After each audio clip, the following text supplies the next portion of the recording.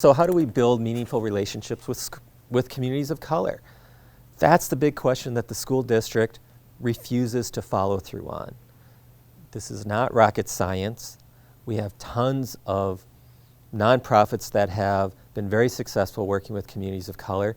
We have tons of grassroots organizations across Minneapolis that know how to work across racial and ethnic groups, across social class lines, across religion, who are not being consulted or asked to come in to demonstrate to the school district, this is how you work with our communities.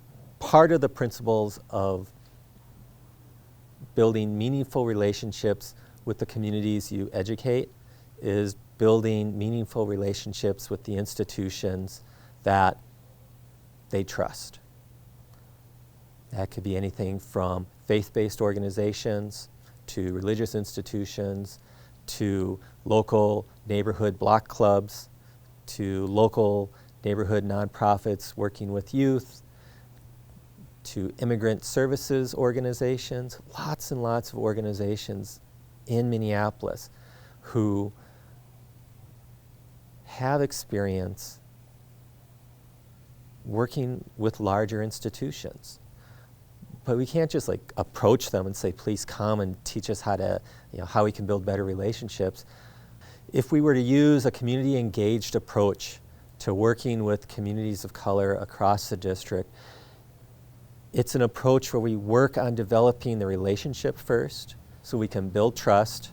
And Minneapolis School District doesn't have much trust in communities of color. It's a long history.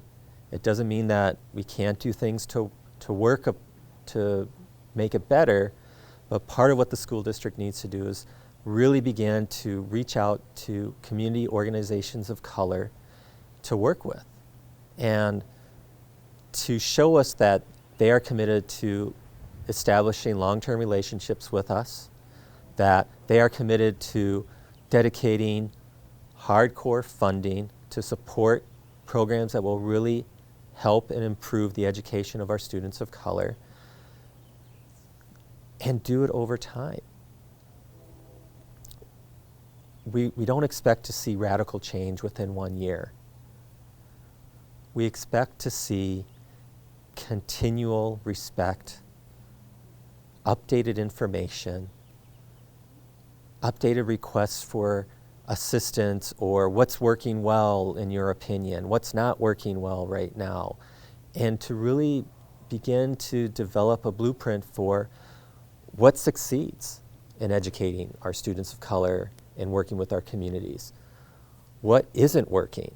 How do we begin to eliminate what's not working, and how do we work on supporting what is working? That takes time, but it can be done. And it can only be done in meaningful, long-term relationships.